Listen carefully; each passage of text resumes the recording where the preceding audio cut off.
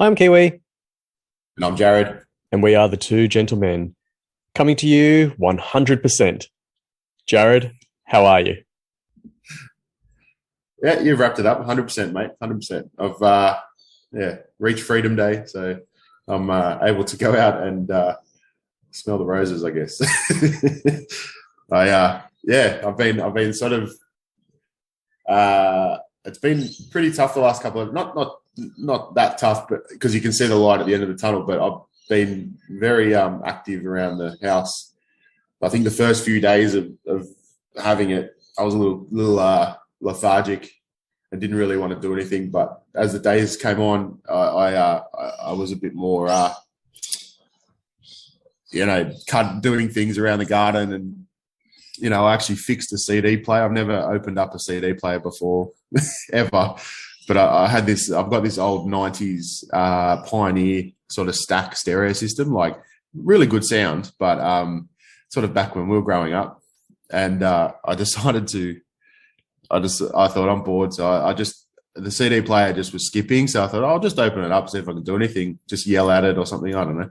And I managed to fix the CD player. It had like a little issue with the laser or something. But yeah, so I've never done that before. So that was and I've also pulled apart my whippersnipper because, it was misfiring. So I'm like, no, I'll just see if I can fix it. I'm not mechanical at all. So I've got a whippersnipper in several parts. I haven't fixed it yet. That's some long grass. But good on you for, getting in there. Oh, well, yeah, it does feel good. Like, I think it's taken me this many years to actually go and say, oh, wow, I can see where my dad and my brother are quite mechanical. It's a little bit rewarding, even though I haven't fixed the thing.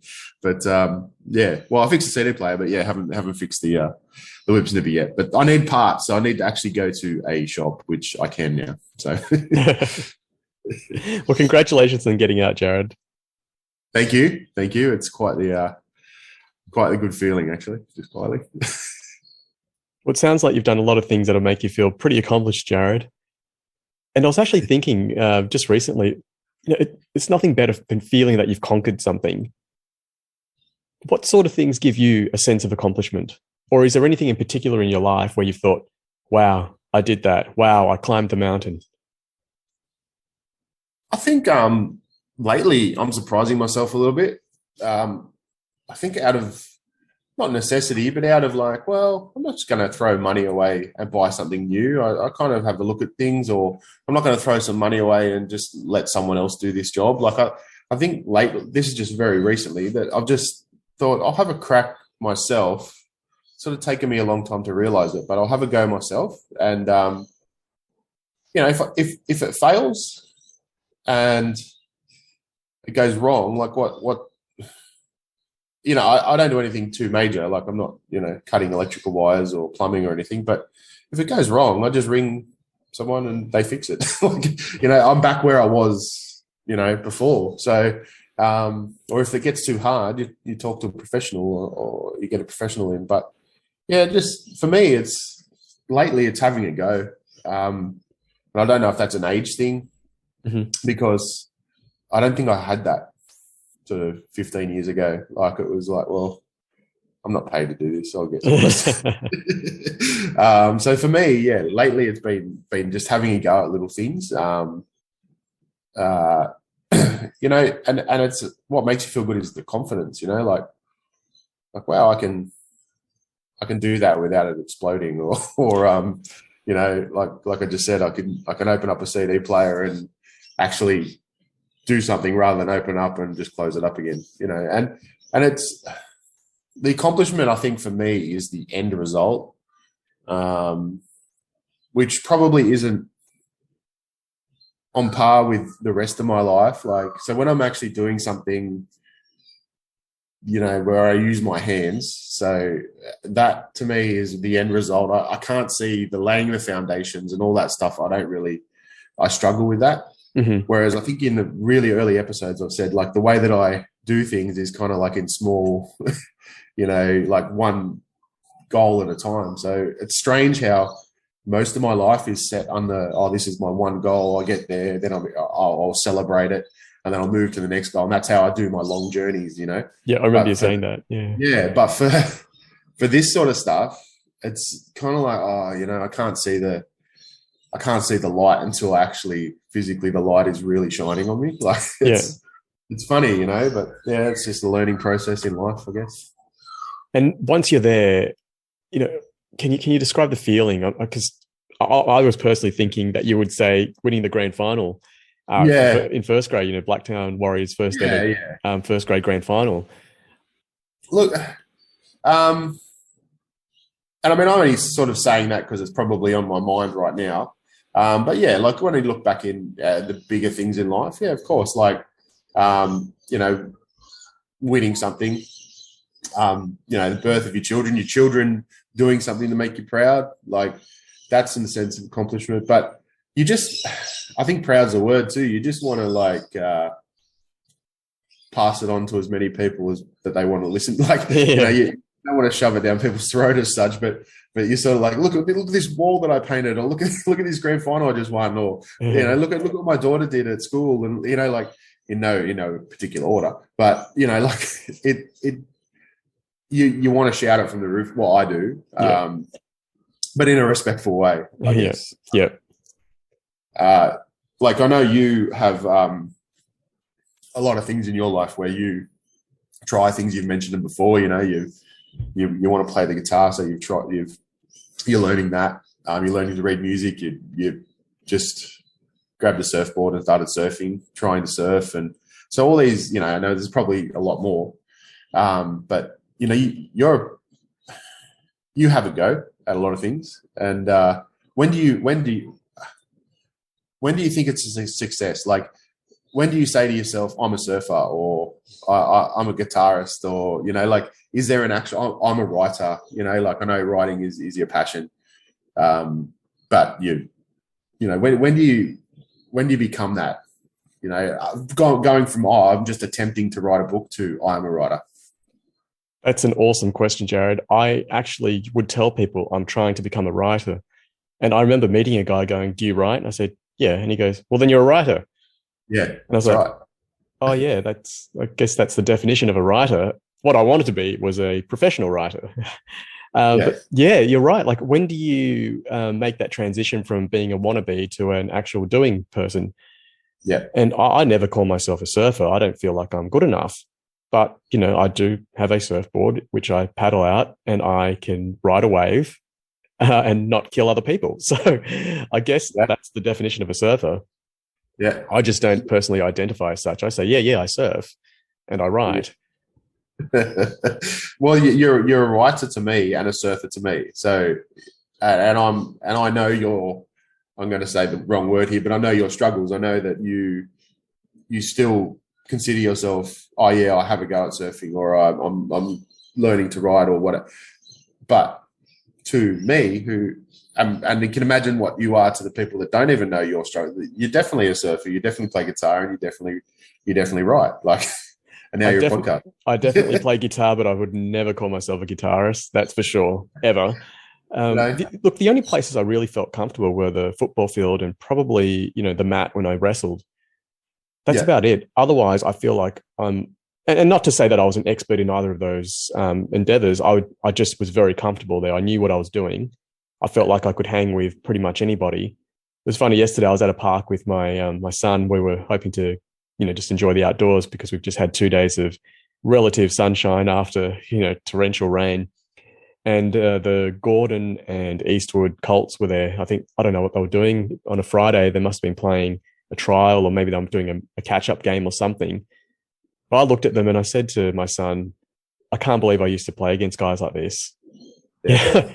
Can you look at me now? I'm stronger now than what I was when I was that age, by the way, because I didn't even work out back then. None of us went to the gym, I don't think. And, you know, I said, can you believe I used to have to tackle these guys? Yeah. I couldn't believe it, but I was comfortable there. I never felt like, oh no, I shouldn't be here. There was no sense of dread or anything. It was like, yep, you know, I belong here. And I think, to me, that's for accomplishment. That's the feeling, you know, I want to feel like I belong up there. one of the best feelings in my life as an adult was after I did stand-up comedy. It was one of those things where I wanted to do for so long, and I finally got up there, and it was like I became one of the performance artists in the world. Not like, even though I only did it, ended up doing it 3 times on stage ever. But the fact that I, broke that duck, I got up there and did it, I could now talk. That was the thing. Before that, I don't think you're allowed. I don't think I should have been allowed to criticize anyone else or even talk about performance, even because I had no realization about it. After I did it, it was like I could talk to performance artists. My friend, who's an awesome singer guitarist, we could talk about stuff, and I felt like I could hang with her. I'm not in her league, but at least I felt accomplished enough to be able to talk about that. So it's being able to relate to people, your I guess your people, the people that are doing the same thing. I guess that's one of the steps, maybe. Yeah, and having the permission to relate to them. I can't go up and talk to Federer about what it's like to be in a Wimbledon final, just because I've played a couple of, played one grand final or something for our school. But, after getting up there, like stand-up comedies, it's a very vulnerable position. So to get up there and do that, I felt like I had permission, quote unquote, to be able to talk about stuff like that with other people. Yeah, isn't it funny? Like it's all about the oh, look, I'm not sure where I'm going to go with this, but it's all about the balance of like things like, I mean, like, well, I've just signed my daughter up to soccer. So under 9s or under 9s, I think. And we get an email to say, oh, look, there's no coach allocated for that team yet, or manager even. So it's a big club. I think they'd be fine, but I think they were sort of putting the call out to, oh yeah, does anyone want to do it? Mm-hmm. Here's the courses, go and do this, working with children check and all this sort of stuff that you have to do to coach kids. And like straight away I was like, no, can't do it. It's soccer, because it's a sport that I don't know. I don't consider myself a coach at a sport I know yet. Like I want to be a coach of that. And then I thought, is it that much? Like I know it's a different sport, but it's 9-year-old kid, 8-year-old kids. Like, is it that much difference to, hey, here's a couple of drills, get out there, have fun, that sort of thing. And it kind of like, I thought I'm still processing because I only got the email yesterday, but I went back to like just before the rain hit. My daughter was also in OzTag, so which is a form of rugby league, but with the tag. So it's not touch, but you got a tag. And I got like, they started out, they didn't really have a coach, and then it was like, oh, can someone go run on the field with them? And at the time I was like, I'm really nervous. And I'm like, wait a minute, I've played like 300, 400 games of rugby, how many countless games of rugby league when I was like, surely I can run around with 8-year-old kids and sort of just point them in the right direction. And it took me 2 minutes. And then I finally, like, I was like, oh, I was literally like, moving kids' shoulders to run them that way and like telling them to come back and but it was, and then now I could consider myself an OzTag coach. It's like, well, like I can talk to the other people, like you said, I can relate to the other dads or the other people that have put their hand up. Yeah, you've got permission to hang. Yeah. Jarad, I just want to go back to a point you made earlier, which was, when do you feel accomplished? And you mentioned about having a go. To me, definitely having a go gives me a sense of accomplishment. Definitely. I'm not good at very many things, but something I am really good at is having a go and going, that's a good idea, I'm going to try that. And something I've recently tried my hand at, and I wasn't sure if I was going to talk about this or not, but I've decided to start a cryptocurrency. So I have a real interesting crypto, as you know, I've mentioned on this show before. And you know what? I had this idea and I thought, why not give it a go? And there's many reasons why you shouldn't do something. But a lot of the time, it just comes down to fear. And the fear, of course, is failure. A lot of the time, it's a good reason to be afraid. Like, you could have catastrophic damage and die. You probably shouldn't try that. But in this case, it was humiliation. There's no major financial loss or anything. I'm not taking on that much risk, but it's really just the fear of failure. And to me, if that's the fear, then it's not a good enough excuse. So yeah, look, I've gone through a huge learning curve over the past week. I failed and got back up and regrouped and come back way stronger. So now I'm sure I haven't quite walked that path yet, but I can almost hang. I can almost do it because I'm almost there. I'm almost ready to release, and it's been amazing what you can achieve with a bit of help from other people, with a bit of guidance. Sure, the learning curve for whatever it is that you're trying to do can be steep, but geez, it's rewarding once you get through it. And something that Erica mentioned to me was that all these little wins that you have in life actually increase your testosterone. Even taking on a winning pose, if you get up in the morning and start acting like Rocky at the top of those stairs in Philadelphia, that'll increase your testosterone.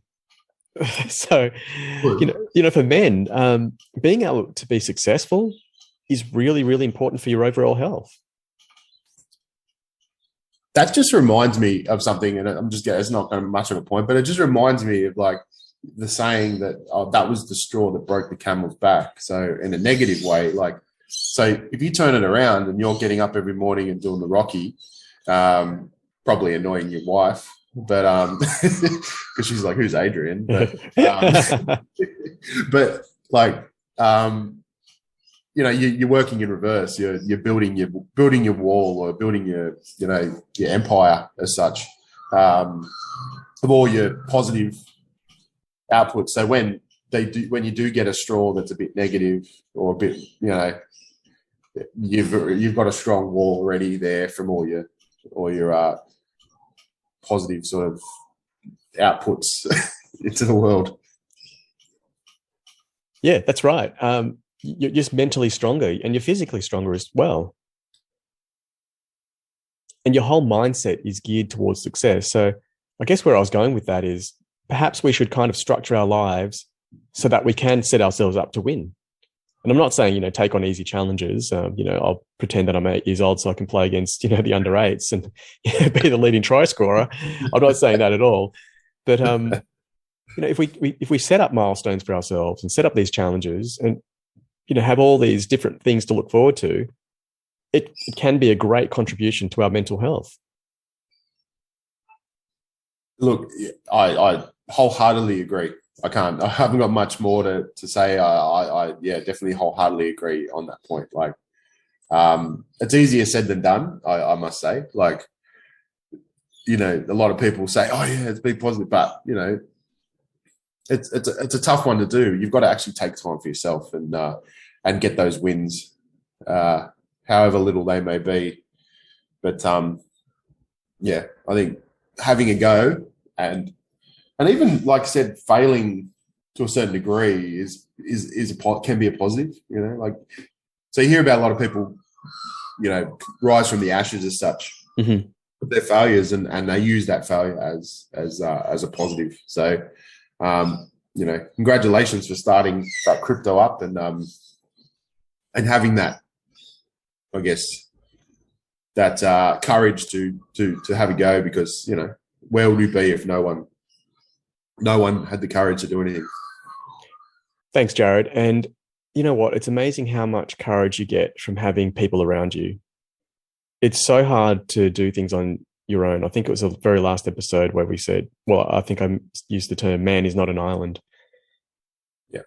Having a community around us makes such a difference. And, I look at all the kids out there who grow up in disadvantaged areas who aren't told what they can accomplish. They're really told what they shouldn't do. Don't do this, you'll end up in jail or whatever.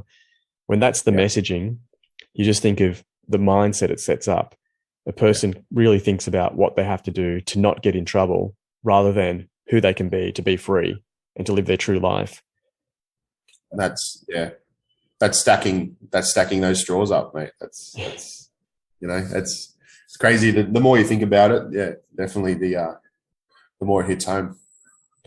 I was talking to one of our friends' kids, and she was telling me she wants to swim at the Olympics. And nothing makes me happier than hearing a kid with a massive dream. That's awesome. Yeah, it really is. And you know what? She'll get that sense of accomplishment whether she gets to the Olympics or not. The fact that, she's in the battle, the fact that she thinks that she's good enough, I think it sets her up for success for the rest of her life. Now, of course, we can have a catastrophic failure and go, oh my gosh, like I thought I was really good and I got punched in the face. And then, now there goes my whole career. But, Yeah. the self-esteem you need in the first place to believe that is quite a lot. So I think, she's in great stead regardless. And for me, feeling accomplished means, knowing that you belong, I guess, knowing that you've got a, quote unquote, right to be here. We all have a right to be here, but a lot of us don't feel that we do.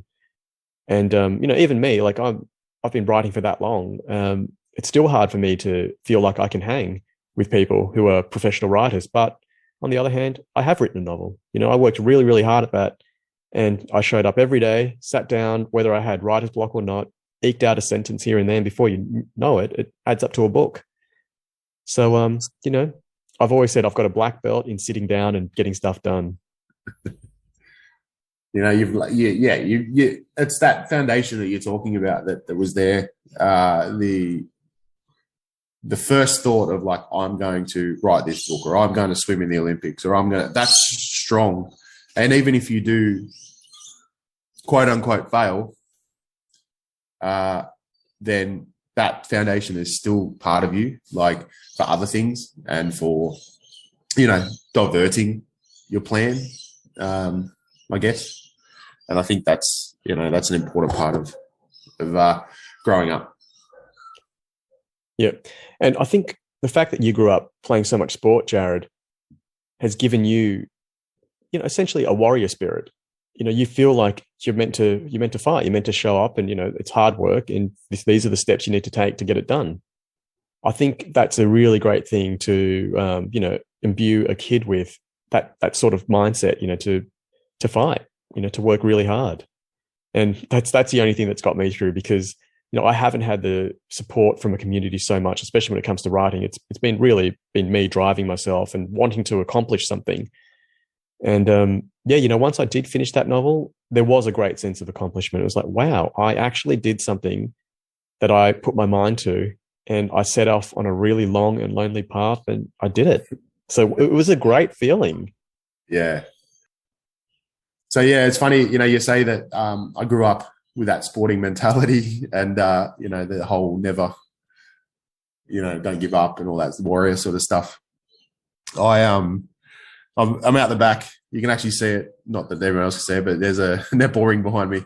And I moved it down here under the cover because it's been raining. And the girls have actually been out here every day. It's really good. It's actually the best thing we've ever done, moving it down here, because they can see it from the lounge room and they come out when they're bored.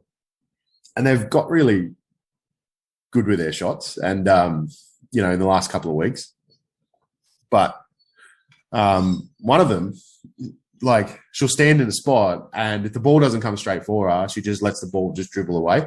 Like, and that, so, I'd rebound for her and pass it to her. But there's some that go straight, pretty much like within arm's reach, and she just lets it go past her. And it's like, hey, just don't let a ball go. Like, grab it. It's your ball. Yeah. Don't wait for someone to hand you something. And I'm trying to revert that back to life in general. Like, if you want to grab it, like, don't just stand there with your feet in cement waiting for, and it was funny because you feel better when you get the ball and you put it in the basket, rather than someone handing it to you. And it was just, that's only sort of happened recently. It was just a nice parenting moment where I turned a rolling ball into a life lesson. It reminds me of a saying that I heard many years ago. It was, he who cuts the wood up warms himself twice. Yeah, true. And, it gives you, that work should be the reward as well. Yeah. The work itself, you should feel like you're loving that, firstly. And even if you don't love it, the fact that you can do it, the fact that you've got a body that's capable of, chopping wood or whatever it is, hopefully should give someone a sense of appreciation. Especially as you get older, like, you just look at people and just go, wow, I can't believe you can do that. I know 80-year-olds who are doing concreting, in their 80s. Yeah, I know. It's amazing. And you look at them and just go, well, yeah, that would give you such a feeling of accomplishment. And I think I hear that people, when they retire, can often, kind of just wither away because they're not getting that anymore. You might have met some deadlines when you're working. You might have been working as a team and gone out for drinks with your mates after a hard week of work. And, Yeah. we've got all these endorphins and all this testosterone or whatever it is. And then kind of nothing, your life just becomes flat and you're not, quote unquote, accomplishing anything. So hopefully, you've got at least got a garden to take care of, grandkids to take care of, that sort of thing to keep you going. And I think that's what, one of the biggest keys in life is just to have those little moments of motivation, those little things to give you some purpose. And, they all add up into a really rich and meaningful life. Yeah, and I'll look at totally. all the things that I've tried. I have to say this podcast has given me such a sense of accomplishment.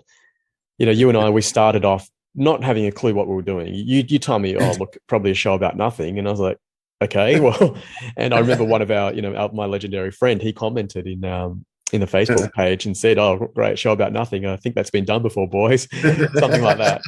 And then, to get a text from him about 4 episodes in saying, you're doing a stellar job, boys, keep it up. I was like, wow, I wasn't expecting that from him. Yeah. And we've just actually hit 50 episodes if you include our interviews with Rob and Elvin. Yeah. So I didn't expect us to get to 50. And when I look back on our catalog of work, I'm like, wow, we've actually achieved something. We're just 2 ordinary guys, hopefully sharing a friendship and letting people know that, we're here and, hey, you're not alone. And there's 2 guys out there who care. Yeah, it's pretty awesome to look back like that. It's similar. It reminds me of what you said with the pen, and just you got a bit of writer's block, and you just put down a sentence, and before you know it, it's a book. And for me, it's like, oh, look, I'm having fun doing this and just having a chat, and then all of a sudden it's like, hey, we've got 50 episodes. It's like, oh, we do we? Like, and when I sort of have a look at, like, obviously I jot things down, like things we might want to talk about. It's like, oh yeah, we've done that. Like, it's like, oh, we've covered quite a bit. But it is nice to hear people say, like, I'm hearing a bit more, it's happening a little bit more often that someone will just text me and goes, oh, just listening to your episode. And I just thought I've got to ask you about, like, so they lead with, like, I was just listening to the episode and it just reminded me to talk to you about something, like, and I was like, oh, cool. And that's a nice little warm and fuzzy accomplishment feeling. So, yeah. That's really nice. And look, to all of our listeners, I hope that you've got milestones in your lives, some real big goals that you want to accomplish, and really small goals too that you'd love to get done. So all the best to you, and we're right behind you. And please keep supporting us. Please hit us up on our Facebook, Twitter, Instagram, all our socials. We'd love to hear from you, and we wouldn't be doing this without you. So thank you so much. All right, Jarad, I'll catch you later. See you, mate. Thanks, buddy. See ya.